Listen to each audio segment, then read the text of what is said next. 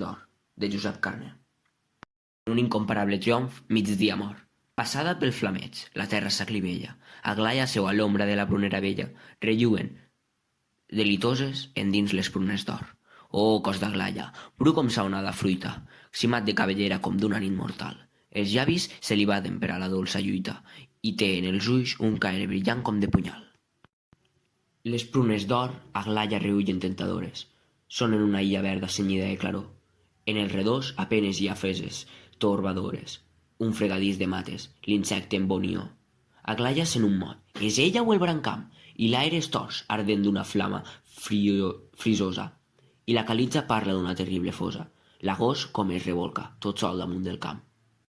Aglaia té una set que eixuga el seny, la parla, superbament, aixeca, damnant el seu descans, i enfonsa en la prunera les cobejoses mans, i enlaira tot el rostre, com si volgués besar-la.